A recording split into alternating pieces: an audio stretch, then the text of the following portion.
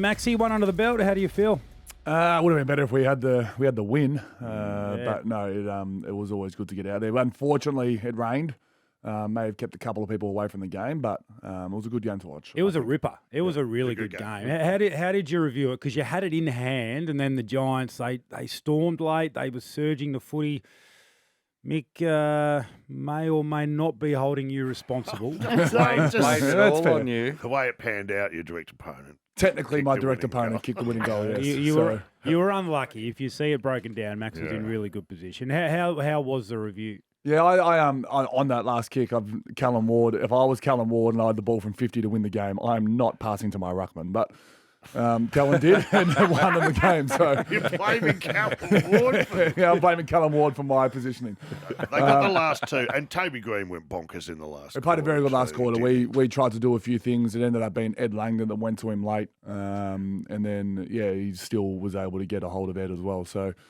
He's a very good player. We're very aware of that. He played a position of the ground which made it hard to defend. He rolled up to stoppage, but then spat forward. So it was confusing for our backs and our mids, and he got us for a good 15, 20 minutes there in the last quarter. You take a bit out of it, though. I thought your kids were fantastic. So Jefferson, fastest goal on debut in the history of the competition. 15 seconds for him to get his first on the ball. The boys were up and about. It was a great start. I gave you 3, 4, or 5 debutants on, and it was 6. And it was 6. I apologise. I didn't see the 6 coming. Daniel Turner actually got a bit of gastro on the Friday, so he came out and we got another debutant in there. Stephen May was out too with another larynx. Yeah, and that could have been 7. Did the larynx. Yeah, What is? I hurt mine in December. Straight Most elbow teams down don't here. have one all year, and we've got 2. Yeah, What's it all managed. doing down Was there? it Jake Melksham? Is that what happened? No, it wasn't. It wasn't Joe Melksham. I did see he got a bad rabbit tureen or something like that, was He it? did it Floating around the club rooms. He did it at training, not at Entrecôte, which is no. Stephen, I think it's a little bit less than mine, maybe half. So Did it hurt when you did your? How bad is it? It hurt, but it's more. You got to be patient while it heals because you can't get your heart rate above X amount. So he'll be quiet this week, but then hopefully in the next week or two. Big winners and losers from the round. I mean, who comes to mind immediately when you think of the big winners? A bit scared of Geelong now. You're supposed to go Richmond with the big No, winners. Richmond's a massive winner. Yeah. And if you recall the Thursday night, I tipped Carlton by a kick, You which I did, think you may be the closest out of all the tipsters that tipped Carlton by a kick. So Geelong's the scary one for you. Yeah, and they've got a lot of home games, and to be able to As do that to a always. side that probably everyone's thinking is going to make it into finals. That was a 60, 70 point win. That was pretty scary. And West Coast, what are you a bit worried for them? I'll send. Bit more of the same this year. What do you think? Minnie is an ex-teammate of yours and a coach Yes. and an ex-midfield coach of mine. He's made of the right stuff and he'll get them going.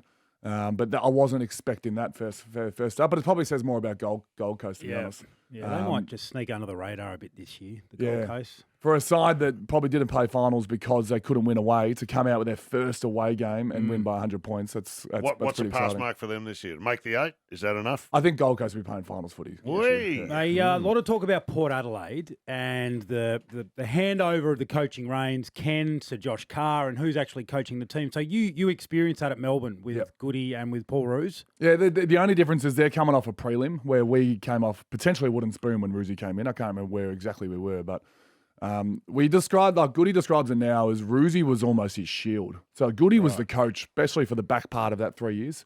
In the last year, well, basically Goody's men, but Roosie was copping all the bullets.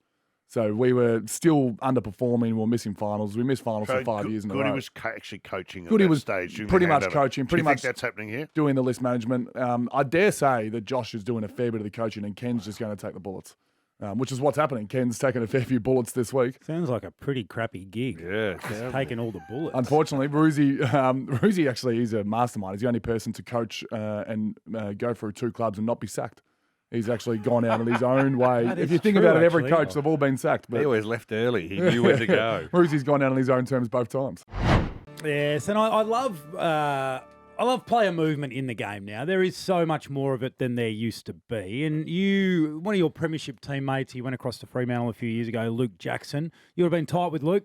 Yeah, we ruck comboed for a couple of years, premiership ruck combo. Yeah. There you go. Well, He whispers. had a great year that year too, didn't he? He was did. on fire. Particularly a good grand final. Oh, he had a great grand final. Took the comp by storm. There's been whispers that he wants to come back to Melbourne, Yeah. and a bit of talk, and you never know how true this is. So we'll go straight to the top. Yeah. You're still in regular contact with him. The boys still messaging him saying, "We want you back. We want you to come back." Please, Still in Luke." regular contact with him. Yes, we would love him back. But I think there'll forever be whispers around Luke because I don't think he knows what he's exactly saying at times as well. So his interview yesterday, I actually watched it with bare feet. It was just What's classic that Luke about? Jackson. What is that about? I He's think- turning up to a press conference with those shoes. on. I think take everything with a grain of salt. The guy's contracted. He really wanted to go back to Perth. He's in Perth. He's happy. I think it's been blown up a tiny bit. He certainly didn't tell me anything when we played him in Mandurah the other day. So, Your favourite place. My favourite place. I was more worried about where I was rather than talking to Luke. But walking around without any shoes on is a bit odd, don't you think? Yeah, Is he- a few players do it actually out on the G. It's called grounding. You get used to the grass. Yeah. And it's not me, but I do get the walking with no I do it shoes. in front bars just to really sticky feel the carpet. sticky carpet. That can be under dangerous. my feet. Really feel at one with my environment. So nothing to see here. No, I He's think it's safely- what's the saying? A storm in a teacup. Did I get that right? Yeah. It sounds right. Yeah, that's Yeah. no, About right. spot on. Spot well on. done. I mean, no shoes at he wouldn't be allowed to attend a press conference with no shoes. At No, the we're Melbourne Footy Club. RM Williams He's strictly. a bit Yeah. of boat shoes. It's loafers. He's always been Italian different, though, loaf. hasn't he? He He beat, doesn't think like other people. he beats to a different drum. Yes. Yeah, He's had probably some of my all-time quotes. I reckon have come from Luke. So he tore his hammy. He played with his hammy off the bone. He played Todd Goldstein, and his hammy had already been off the bone. But apparently it's better when it's off the bone. And then he got told he's out for eight weeks and rocked up on Tuesday with his boots on, ready to train. Who's your nuttiest teammate? Who's the one who's the loosest cannon? Who's the wildest one down there? We've had a few. The late great Colin Sylvia, and then James Harms, Luke Jackson. These guys all aren't there anymore, so it's probably easy for me to talk about them. But who's there now? Track's crazy. Track's a little mosquito. He's a Pest. He's a pest. He's a funny guy, Yeah. but he shoots about 400 shots a day, and then Is that right? 5 or 6 of them land. Similar to you. No, that's How dare you? And I supported you today. yeah, you did. And the guys tried to get into No, you. you said my opponent kicked the winner. Yeah, You did say he Don't was forget. single-handedly I said responsible you knocked for the off loss. 5 minutes early. All that good work previously undone Yep. by basically being asleep at the wheel in the last 5 minutes. Good comeback. I'd like to get your take on the big issues, and one of the big one is around Jackson Archer and his hit on Western Bulldogs player on the weekend. Have you seen the incident? I saw the incident and I couldn't believe. I couldn't watch it time and time again based Yeah. on what Archer's knee was doing. It Yeah, looked like yeah. he was going to really hurt himself. No, I personally don't like to comment too much on tribunal stuff, but it seems like Archer's very stiff here. Very stiff, yeah. Because we've been told that if you tuck, if you brace, if you protect yourself, if you do any of that, if you jump, if you slide, you're going to be in trouble. He doesn't do any of those things. Yeah. So as a player for the game, you don't want to see players rubbed out for this is just a pure accident. Correct. I think the best thing to do when you're so strong in one way is you got to sort of park your judgment and look at the other way. That's what I did with Brayshaw and Maynard. I was so strong on Brayshaw, but I was probably biased because I was Brayshaw's mate. And I've stripped myself back on this one and gone, like, what's AFL saying? And it's the duty of care. And you can sort of see a bit of that. But, yeah, this would be a first. So there's been a first a few times in AFL Tribunal. This would be a first if I see someone almost pulling up and still getting done. All right. Well, thanks for affronting today.